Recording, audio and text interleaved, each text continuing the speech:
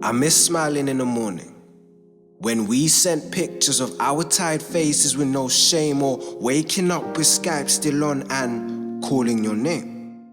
It was the first time we didn't text good morning to start the day, and I was up wondering what you were up to, so I keep checking WhatsApp just to see when you were last online. And even then you were last seen in the evening around 9, the time we went our separate ways. Yesterday, on top of the bridge when I told you we should be apart. But you took my rejection like an injection to stop a disease. You let my words pierce through your skin and became immune to them. I mean, you let my words pierce through your skin and became immune to them. As you came back wanting to know what was wrong, I said nothing because I had to stick to my lie. But I never told you. Your actions to keep what we had was the moment I knew this relationship was worth keeping. Because you asked 21 questions, and they were all about us and where we're gonna be. But the voices in my ear persuaded me it was right to leave and said chicks will always have tricks to keep you. Then the other voices in my ear asked, why did you let go of what you had? And said, running away will never solve your problems, it will only make them worse. Which left me lying on my bed, looking at the bottom of the top bunk thinking, the reason I broke up in my last relationship was the same reason I broke up in this one. I was dating you for people's approval. So when they had a problem with you, I did too. Because impressing them meant more than what we had thought. Being with you would make change, but it didn't.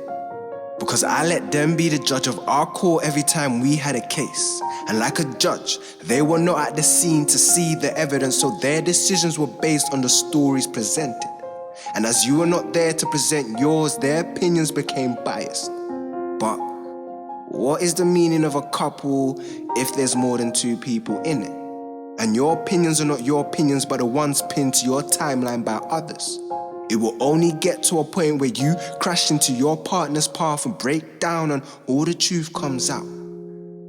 But no one ever tells you that the best deodorant you ever smell was your partner's BO. You know them ones. You sniff their armpit and act like you were trying to kiss their arm. But seriously, love is weird. It'll make you do things that are unusual and bring you closer.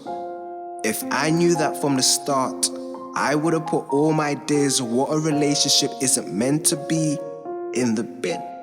Because every time you get pissed off with your partner, at some point, you'll end up laughing about it and find yourself willing to make it work even though they're acting all stubborn, and seeing them feels like your mum forcing you to greet aunts and uncles you don't know. Most of the time, you are ready to say bye before you say hello. That is when you remember they've seen you at your worst. And instead of trying to comfort you, they told you to fix up, but always stayed by you. To be fair, they become your best friend, but you never admit it. So when I say I hate you, I don't really mean it. But what I do mean is without the struggle, I wouldn't have seen how much I love you. Because just like good art, good bonds come from dark places.